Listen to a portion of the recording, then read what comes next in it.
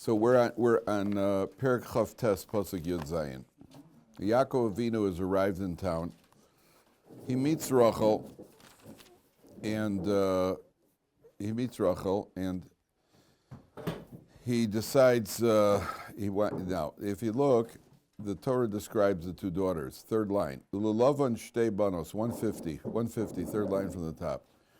Laban shtei banos, he has two daughters, Shem HaGedol Leah, v'Shem HaKetana Rachel. Ve'ene Leah rakos, Leah has soft eyes, which some translate as they became unsightly because she was crying so much. Others translate as she had soft little dove's eyes, beautiful eyes. Rachel was very beautiful. Vayehav Yaakov es Rachel. Yaakov loved Rachel. Vayomer evadcha sheva shanim berachel bitcha aktana. Now the word Vayehav again, which we had by Yitzchak and Esav, doesn't sound like he really did as much as he forced himself to. Meaning he understood Rachel is destined to be his soulmate. And therefore he decided that this is the one. He says to Laban, I'll work 7 years for your daughter Rachel. Now take a look at Rashi for a second. When Rashi says Leah was crying, Rakos, it's the right side of Rashi, right column, about 5 lines from the bottom. Pasuk Yud Zayin. Rakos. Shahaisa, why was Leah crying? Shahaisa Svura, she thought, La'los begorolo shel Esav ubocha. She thought she's going to end up with Esav, and therefore she cried. Shehayu hakol omrim, because everybody said, Shnei banim l'Rivka, u'shtei banim l'Lavan. Rivka has 2 daughters, his 2 sons, and her brother Laban has 2 daughters. Hagdolo l'gado v'aktana l'ktana. The older one's going to marry the older one, and the younger one's going to marry the younger one. And everybody's talking about this, and Leah does not want to end up with Esav, who everybody knows he's a Russia, and she cried. Now we're going to find later she immediately starts having children. Why does she immediately start having children? The answer is she was also supposed to be barren, and she was barren. What's the point? Remember we spoke about what's the point of the barrenness? The point of the barrenness is to elicit a certain level of tefillah, of davening to HaKadosh Baruch Hu. She davened already. In other words, when Leah was crying, it was a little Sally Saucer, sitting in the corner, just crying. Leah was crying in tefillah. She was crying in tefillah that she shouldn't end up with Esav. That's what it means she was crying. Why was she crying? Because of what everybody was saying. So I saw one of the fortunes says something very interesting over here. Besides the plain meaning over here, there's what's Leah crying about? She's worried about being influenced by what everybody is saying. I mean, she herself is starting out on a level where she does not want to end up with an Esav. Not for practical reasons and not for spiritual reasons. But she's worried with everybody talking about it, she'll be influenced negatively, and then she'll feel that, Esav isn't a bad guy after all. And what the Torah is teaching us is how susceptible we are to peer pressure or to public pressure. And we are very susceptible. And that's why the Rambam says a person should live in a certain type of community because a person is affected by what's going on in his community. If you live in a frum neighborhood, you're going to end up learning a daf yomi. If you live in an Irish neighborhood, you're going to become a drunk. And if you live in Las Vegas, you're going to end up in a casino. That's what's going to happen. We are a product of our environment, whether we like to admit it or not. And we're influenced by advertisements. We're influenced by marketing. I find is a fascinating field because the marketers seem to know more about us than we know ourselves. Because if you walk into a supermarket, they know exactly what level your eyes are going to hit first. They know exactly what the environmental factors, what kind of music to play. They play that soft music to get you to buy more than you really want in products that you never use or never will use. And you notice they never ever, if you walk into any supermarket, it's never rap. It's never rap because they don't want people smashing bottles. Can you imagine rap in the background and that place is going to look like the Ukraine after the Russians have bombed it. They just had a case in Los Angeles now. They just had a case in welcome to Los Angeles. They had a little girl walked into a supermarket and started trashing the place. They didn't know what to do with her. She was unattended. And somebody tried to, in America now, you can't even touch anybody because, next thing you know, they'll accuse you of killing them with a chokehold. You're helpless. And she's just trashing bottles, trashing stuff all over the place till somebody finally came in. They don't know if it was a legal guardian. It could have been a kidnapper for all they know. Some guy came in and just slung her over his shoulders, and they walked out with her. And everybody was standing around. Everybody was standing around looking like, what do we do over here? Nobody in America, nobody wants to get involved. Nobody wants to touch anybody because then you're going to end up in jail. It's a beautiful society. So the Torah is teaching you over here that we ourselves are subject. Look what happens to us because of social media. Australia, they're finally waking up. Teenagers, they're going to try. They've passed a law, or they're passing a law. Under 16 years old, they're going to have limited access to social media. So somebody said, yeah, don't worry. Every 14-year-old will know how to get around, get past it. That's not true because they got 14-year-olds designing the program that won't let you. So, it's probably the 14-year-olds versus the 14-year-olds.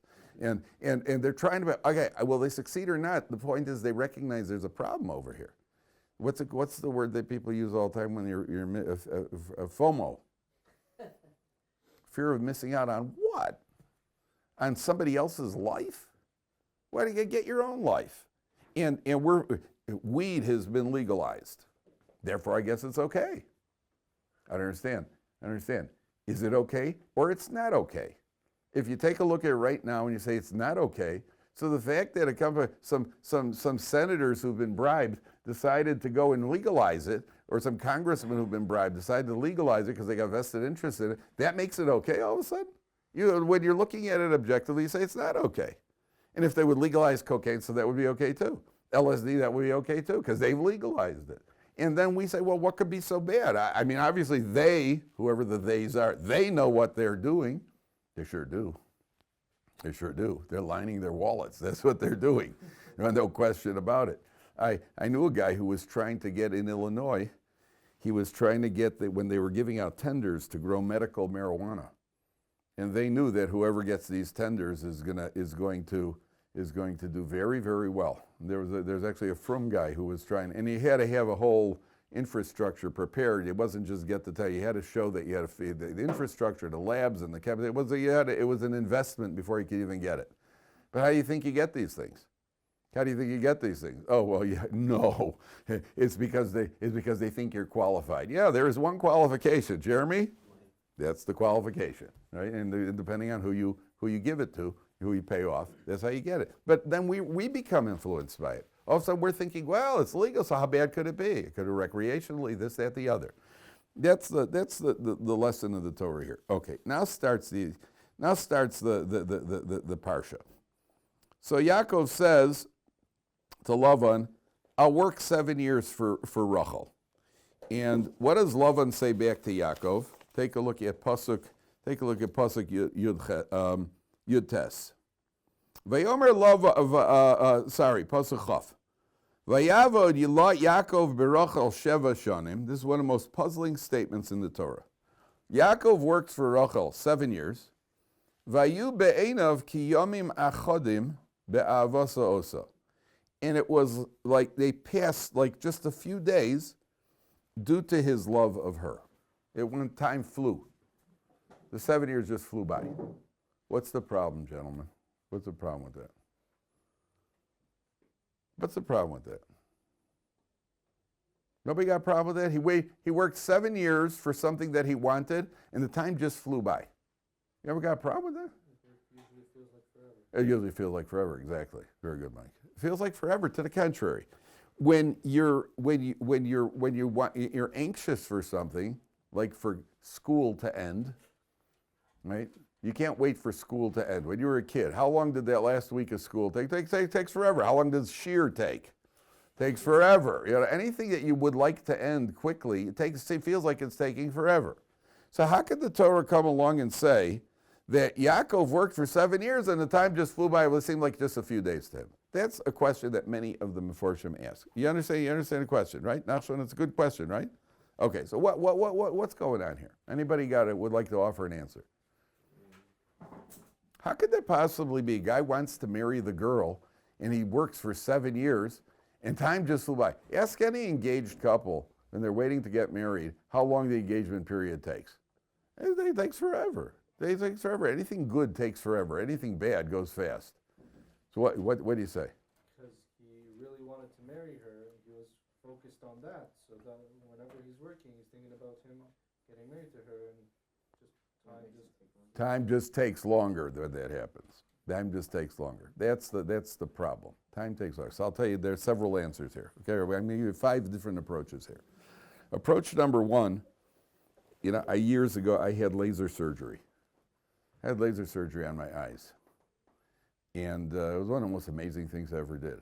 Because I had a number 11, minus 11, nearsighted 11. My glasses were thick, and it cost me a lot of money because they were these progressive lenses. It cost a lot of money. So I was having trouble. My eyes were always hurting. So I had this laser surgery.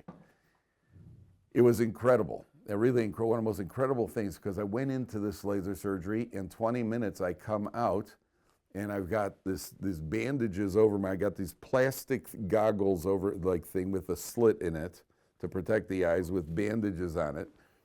And I'm reading a clock across the room through this thing. I haven't seen a clock from across the room without glasses since I'm 9 years old. And I'm reading, it was unbelievable. So I get into a cab and I go home, and my wife says to me, "Did it work?" So I said, "Come here." I called her across the living room, and I started reading through these glasses. I started reading license plates from cars across the street. It's just absolutely amazing. Okay, so people ask me, how much did it cost? It was actually $1,600 per eye, but if you got both eyes done, it was $3,000. $3,000 U.S. Yeah, no, we mean U.S. Canadian's not real money. Yeah, no, we're talking about U.S. So it was $3,000. It was I've never heard medical bargains over here. Yeah, kidney there's a sale on kidneys today. This was 2 for $3,000 if you do them both. So I said, yeah, you'll do them both. What the heck? So the what do you call it? Now, so people have said to me, wow, that's a lot of money. Yeah, $3,000. I understand. Imagine a blind man came over to you, and you said to this blind man, "I could give you a new pair of eyes." How much is a new pair of eyes worth to a blind man? Whatever you name the price, is still, he's getting a good deal. That's what Yaakov felt about Rachel. 7 years for a Rachel, 7 is a bargain. That's why I pass. When you pay a low price, so it feels like I got away with a couple of days over here. Because a Rachel, and I know they tell them, they're beautiful. 7 years for a Rachel. Say that to your wife. For you, I would have waited 7 years. Just don't say the next line, which is I should have waited 7 years. Don't say that. For you, I would have waited. In other words, for a Rachel, it's a bargain price. That's one approach. I mean, laser surgery. We're not talking about buying a couple of kilos of tomatoes over here. Laser surgery. You want a guy doing it right, and then it's a life changer. For $3,000, I did not regard $3,000 as a lot of money. And people said, I told people how much was it? It was like, whew. I said, hey, $3,000 for a new pair of eyes? And you think that's a lot? I think that's dirt cheap, as a matter of fact. So that's approach number 1. Approach number 2 is that there are 2. This is very interesting. This goes in the other direction. This goes. In other words, according to the Torah, the plain meaning of Torah seems that the time went fast. So there is another approach here. The other approach is, imagine, and unfortunately, we don't have to imagine it today, but imagine somebody's in jail. What's the name? Rubashkin. You've heard of the famous Rubashkin case. He was in jail for 7 years. We look and say, wow, he was in jail for 7 years. How did he look at it? Each day was endless. That means that if you read the Torah, it says, Vayavod Yaakov Baruch Vayu be'enav kiyamim achodim ba'avosa osa. In his eyes, it wasn't just 7 years. It wasn't like, 7 years. It was every single day. Every single day. Every single day is another day. Every single day. That means that according to this approach, it's going in the opposite direction. According to the first approach, time flew. According to this approach, time did not fly. Time crawled by. Because when we look at it, Rubashkin was in jail for 7 years. But when you're there and you're in that situation, then the minutes tick past and the hours tick past. And and you don't know what's going to be the next day, especially when you even know that you're going to be getting out. And therefore, for Yaakov Avinu, every day is an eternity. Number 3, do you ever have to prepare for an exam. Say you're preparing for finals, midterms, and you just need a couple more hours before the big test, and you finally not only that, you actually got a hold of something that's going to make the test easier for you. I don't mean you're cheating, chas v'sholom, but the AI item will only be available, and you only have 2 hours to do it, and you're trying to cram for 2 hours. How fast did that 2 hours go? When you need the time, the time goes flying. Yaakov is preparing to get married to bring about the 12 Shvatim, the 12 tribes of the Jewish people. He wants to prepare himself spiritually, and for him to prepare himself, I need 7 years now. I need 7 years to work on my, wow, that time, it's already time? I don't feel that I'm ready for this. It's like, I don't know, I've never been in the military, but I imagine when they're training you for your first parachute jump, when are we having that first jump? Oh, by 2 weeks. Oh, great, I got time. Next thing you know, you're standing at the edge. You're standing at the door of an airplane. Like, well, where all of a sudden, what, tomorrow already? I wish it would take 7 years, right? So Yaakov feels he's doing a preparation. More than that, Rachel needs a preparation. She's been raised. She has a grandfather who's no good, Besuel. She's got a father who's a conniver, a sneak, and a cheater named Laban. Yaakov wants her to be able to watch him for 7 years and watch his impeccable honesty for 7 years and realize this is the approach to life. Now, she needs the lesson. She needs to see that there's a Yaakov in the world, and she's going to live with this Yaakov, so she needs the 7 years of preparation. And therefore, Yaakov says, I need 7 years, and the 7 years goes fast, because the whole purpose of the 7 years is a training for her.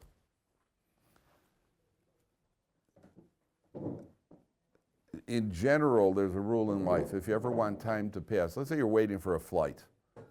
You're at the airport. You're waiting for a flight. Or you're waiting for a bus. The fastest way to make time, somebody once said, the best way to become patient is to do something else. Get involved. Get busy with something else. Don't just wait. Waiting is interminable. Do something. You're waiting for a bus, so pull out a chumash, pull out a mishnayos. What do you call it? Talk on the phone. Whatever you do, if you get involved in something else, then time flies. That's just a general rule that comes out of this. Okay. So now Yaakov says to Laban in the next pasuk, 21. Vayomer Yaakov el Laban. 7 lines to the bottom. Hava es ishti ki balu yamai. Give me my wife, for my days are finished. Ve'avo eleh, and I will cohabit with her. Gentlemen, there's something a bit uncouth about saying to your future father-in-law, let me have your daughter so that I could cohabit with her. There's something about that is a little bit, we're missing some tact over here. And Rashi points it out. Take a look at Rashi. Where is it? Left column of Rashi.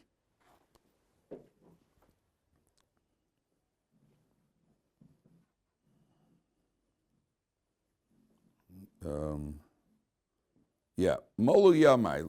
You see Chaf Aleph, it's right in the middle of the page, of the left column of Rashi. Molu Yamai. Excuse me 1 second. Middle column of right. Molu Yamai. My time is up. Let me have my wife, because my time is up, that my mother said to me, because she had said to him, just go for a few years.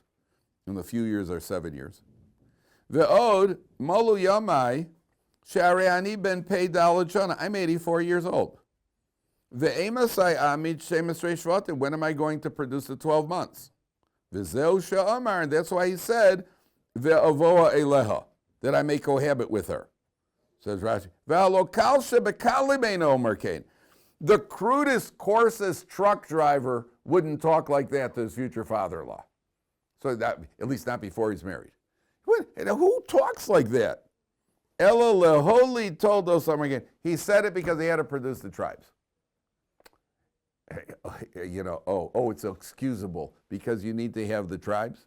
That's why you could talk like that. Rashi doesn't answer the question. He simply says, well, listen, this is pretty crude. Well, because he had to get married and have the tribes. Yeah, so. I mean, that doesn't really answer the question, does it? It just tells you what he did again. It sets you up even worse. He says, the crudest guy in the world, a construction worker, wouldn't talk like that.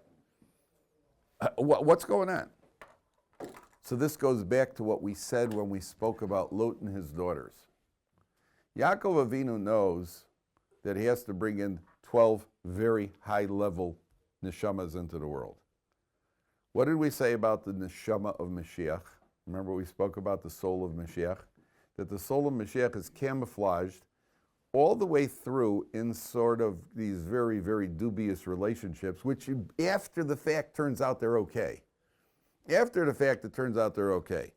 But while it's happening, Lot and his daughters looks like Yehuda and the harlot, and then what do you call Boaz, and everything, everywhere you touch it, it looks a little dodgy. What was the point? We said that the Al-Sheikh HaKadosh says that the spiritual forces, the negative spiritual forces, called the chitzonim, the outside forces, they have the ability to interfere with the process. And the only way to get past them is they can be deceived by camouflaging the neshama of Mashiach. Yaakov Avinu understands he's about to get married and start producing the 12 tribes, which are very lofty neshamas. There's going to be some sort of spiritual obstacle fighting against them. The chitzonim are going to do their best to stop these neshamas. So what does he do? He puts on a show. He pretends to be Kal Shebekalim. He talks like a truck driver. He says, let me have your daughter so I can cohabit with her. What's the point? Oh, what could possibly come out of a relationship out of a relationship like that? How they can be deceived, what that is, all right, there you're into Kabbalistic ideas, which I haven't the faintest idea about. I don't want to tell you what he says, but that's why he spoke that way. He spoke that way, according to the Al-Sheikh, in order to perpetrate this deception so that the spiritual forces will think that nothing productive or nothing of a high level could come out of this relationship, out of this union, and therefore he does it. Now, take a look back for a second. And backtrack to Pasuk Yud Tes for a second. Pasuk Yud Ches. 5 lines from the top. Vayehav Yaakov es Rachel. Vayomer, he says to Laban, Evadcha sheva shanim, I will serve you 7 years. Birachel bitcha haketana. Rachel, your younger daughter.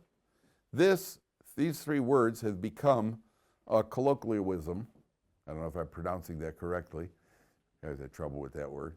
But these 3 words, when you want to make instructions very clear to somebody, you say, okay, say it to him. When you're telling somebody to say to somebody else, make it 100% clear. You say it, Rachel bitcha haktana. That's become an expression. Yaakov, knowing that Laban is a deceiver, he's trying to cover all bases. He says, I'll work for you for Rachel, and don't try to tell me some other Rachel that you'll pull out of the marketplace. Bitcha, Rachel, your daughter. And in case you have 2 daughters named Rachel, Aktana, the minor one, the younger one. I mean, he's being as clear as possible because he knows that Laban's a deceiver. And what ends up happening? He still gets deceived, right? Still gets deceived. When you're working with a deceiver, I mean, I told you before, I tell you, this Laban is good. So what happens? You're going to see how good, because this is one of my favorite little exchanges in the Torah. No, he doesn't have another daughter. So take a look at Pasuk. Now skip down to Pasuk 22. Vayesof Laban es kol anshe hamakom. Laban gathers, 6 lines from the bottom. Laban gathers all the people. Vayas mishta. By the way, if anybody's watching this on Torah anytime, or anybody sees this, I'm going to be away starting tomorrow for 10 days. The next year is going to be on Monday of Parshas Vayeshev, just in case anybody cares. So it says like this. Laban makes a banquet. Vayehi ba'erev, it was in the evening. Vayikach es Leah bito, he takes Leah his daughter. Vayave osa elav, he brings in Leah. Vayavo eleha, and Yaakov cohabits with her. This is something that's beyond our comprehension, but in the ancient world, everything was done in a very tznius way. Everything was in the dark. And not only that, the Meforshim say that they were so tznius they didn't even speak to each other. And then, skip down one pasuk, Vayehi ba'boker, it was in the morning, V'hinehi Leah. Yeah, hate when that happens. Yeah, he expected to be marrying and living with Rachel, wakes up in the morning, and there's Leah. What happened over here? Vayomer Laban. Now watch this exchange, gentlemen. I'm telling you, the guy is good. Vayomer Laban, mazos asisli. What'd you do to me? Halo berachel avadati yimach. I served you for Rachel. V'lama rimi sani. Why'd you cheat me? What's going on? Vayomer Lavan, lo yasachen bim konena. We don't do that here. Lo seis hatzir lefnei bechira. Lavan's saying, no, you didn't understand. I thought you understood when you asked for the younger daughter. So the local custom is that first the older one gets married before the younger one. I figured you understood that. That was inherent in the agreement. You're asking for the younger one. Obviously, you meant the older one before the younger one. Right? You obviously meant that. That's the custom here. Wow, I'm supposed to know that you don't know the custom? Good answer, right?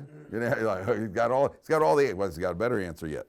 He's got a better answer. And he's saying to Yaakov Avinu, if you buy something, if I walk into a store and I buy a ping pong table, it's understood that it comes with a net and it comes with paddles.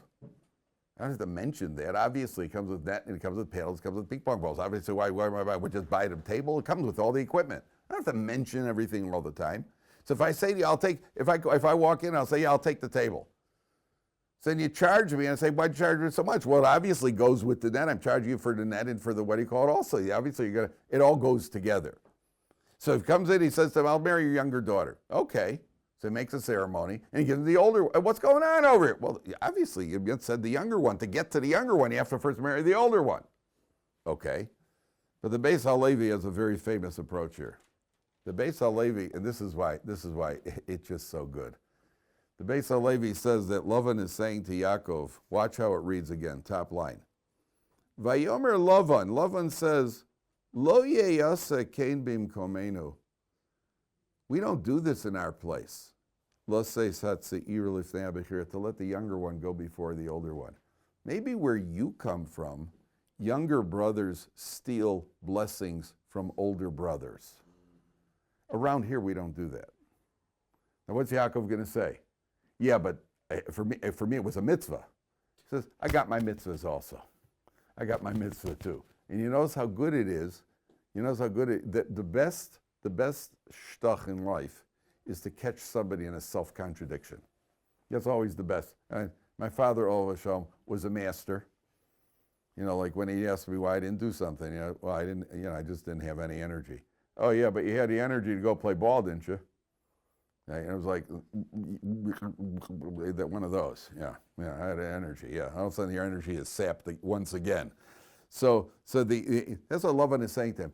Oh, you're coming to me complaining about putting the younger before the older before the young. Well, we don't do what you do, sir. If Yaakov, what can you possibly say to that?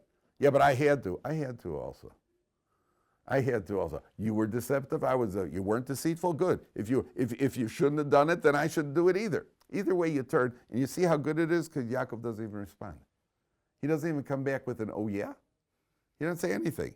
All Laban does, Laban then creates a new deal. Malay Shavuazos, stay for a week to celebrate the Sheva Brachas with Leah. V'nina l'cha gam ezos, and I'll let you have Rachel.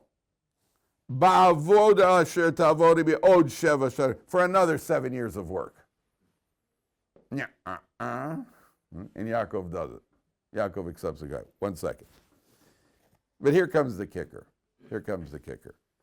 And this is, you have to stay with this. And I told you often it's a tapestry. You can't ask any kashas. If you hear it, you hear it. Leah starts having children right away. Rachel doesn't have children. And then, keep your finger on the place on page 152, but just turn ahead for a second to page 154. And it says like this, 4 lines from the bottom. Vayelech Ruvain b'mei ketzir chitim. Ruvain goes out at the wheat harvest. V'imtza dudoim basad. He finds, I think the article translates mandrakes. How does the article translate it? Oh, dudoim. He just transliterates. I think they translate as mandrakes. I know what a mandrake is, like you would know what a mandrake is. So they call it dudoim, call them mandrakes. Either way, we don't know what they are. They're apparently some sort of fertility plant. Natural Chinese medicine. Oh, so the what do you call it? So he finds these dudaim. Vayavei osam elea ima. Now Reuven is the oldest son. Vatomer Rachel elea. Watch this exchange, gentlemen. Tenana libi dudai b'dech. Let me have some of those dudaim. Rachel doesn't have children. Page 154. Bottom of 154. Now look at Leah's response. Vatomer la. Leah says back to Rachel, Hame'at kachtech es ishi. It's not enough you took my husband. V'lakachas games dudoi b'ni. You also want my son's dudoim? Vatomer Rachel lachein yishkavi b'chalayla tachas dudoi b'nech. You know what? Let Yaakov go to your tent tonight instead of mine. That's the exchange between Rachel and Leah.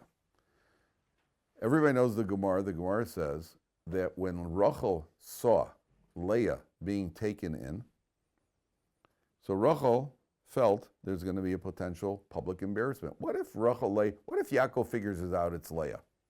So it's going to walk out and say, hey, what's going on over here? And you're going to have this Kala who's embarrassed in public because the husband doesn't want to marry her. So what did Yaakov and Rachel do? Yaakov and Rachel had a code between them. They had a secret code. So on the night of the wedding, Yaakov could check and see, is it truly Rachel or not? So there was a secret code they had. When Rachel saw that Leah was being taken in, she gave Leah the code because she couldn't bear the fact that Leah was now going to possibly be embarrassed in public. Now look what Rachel's giving away. She doesn't know she's going to end up marrying Yaakov. She's giving away her husband. She's giving away the benefits of being married to a Yaakov in this world. And she's giving away the potential benefits of being married to Yaakov with the world to come. Hold all the questions. She's being the benefit of a Yaakov in the world to come. So what does she do? She gives Leah, she can't bear to see that Leah's going to be married. She passes on the code. Okay. Now, if that's the case, so then when Rachel comes to Leah, then Rachel marries Yaakov, and she becomes the beloved wife, which hurts Leah. Rachel comes to Leah and says to Leah, let me have some of those dudaim. What does Leah say? It's not enough you took my husband, you also got to take the dudaim. What's your reaction to that? I mean, come on, Leah. I mean, listen, I gave you my, I took your husband? I gave you my husband. No gratitude at all. Leah, who's buried in the Marsa Machpelah, what happened to Leah over here? So listen, this is phenomenal. The Das Academy Bali Tosas, the same Tosas that you have in the Gemara, they also have a commentary on the Chumash. And based on a Medrash, what was the code between Yaakov and Rachel? What was the secret code? So we think of secret codes like, that's the secret code. A little too much James Bond. That's what we figure. We hear secret code. It must be that's what we're thinking of secret code. This says the Medrash, the code was Yaakov taught Rachel the halachas that a frum Jewish girl needs to know when she gets married, which are 3 areas. Nida, the laws of family purity. Chala, what separate the chala. The adlakas aner, and lighting the candle, the laws of lighting a candle on Erev Shabbos. On the night of the wedding, Yaakov was going to give her an exam of farher in Yiddish. Right? Going to give her a farher. She knows the answers, it's Rachel. Doesn't know the answers, it's Leah.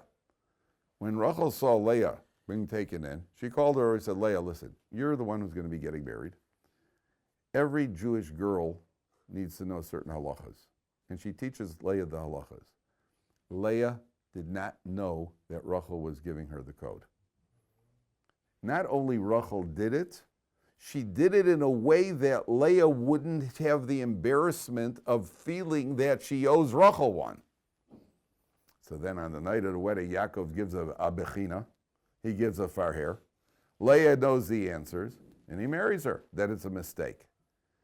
Then when Rachel comes to Leah, now listen, that already we're talking about a level beyond our comprehension. To do it, to do it in such a way that you save her the embarrassment of everything that you don't even know, you owe me one and you don't even know you owe me one.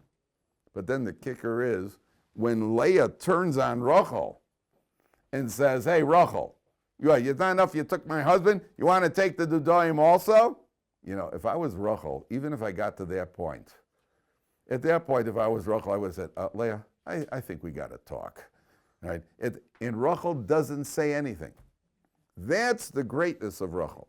And that's why the Gemara says that in the merit of the tznius of Rachel, the tznius meaning that she did it, not only what she did, that she did it in such a discreet way, she merited to have a descendant who was also discreet. Who was that descendant? That was King Shaul, the first Jewish king. What was discreet about Shaul? When he went and was anointed by the Navi, Shmuel HaNavi, the prophet Shmuel, and he came home from his trip, and his uncle said to him, what's new? And he didn't say a word about being, if you're anointed king, it's a good thing. On the day that you're anointed king, you're in a good mood, and your mate tells everybody, hey, by the way, I got some news. Chiefs won, and I'm king. It's it's something that you're going to be talking about. He doesn't say a word, and as a result of his discreet, he had a descendant who was discreet and ended up saving the Jewish people, which was who? Esther. Esther is a descendant of Shaul, and Esther has all the reason in the world. She's got no reason to worry about people finding out she's Jewish. Achashverosh is infatuated with her. He loves her. Nothing's going to happen. But Mordechai said, don't tell. She had the ability to refrain from telling, and as a result, the Jewish people are saved. That's the greatness of a Rachel. You can't ask, they're different. That's how it all fits together. How did she tell? When did she tell? Why didn't she know? There are all sorts of questions over here. What they do ask is, why was she allowed to break faith with Yaakov Avinu?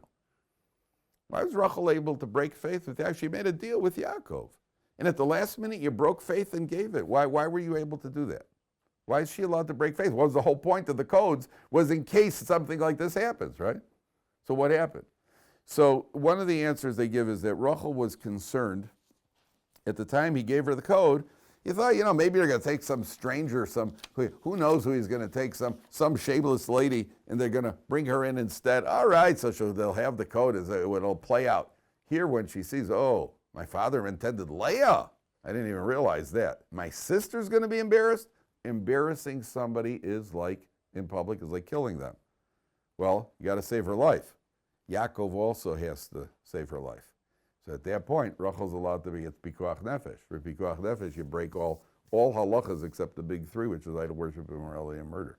And therefore, Rachel breaks faith, gives her the simanim, and Yaakov ends up. Then we'll see later on how Yaakov, what do you call it? We'll see later on what Yaakov's, they start having the children. Do we have time for one more point? Okay, one more point, because this is the kicker also.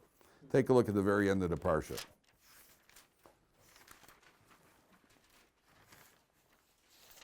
It's in Perek, page 160. This is also stunning.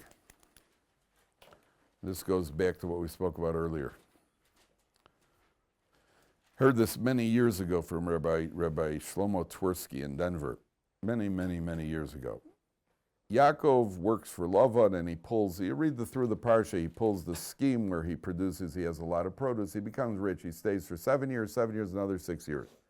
And then, starting in Pasuk Lamed Aleph, Perek Lamed Aleph, it's right in the middle of the page, slightly past the middle of the page.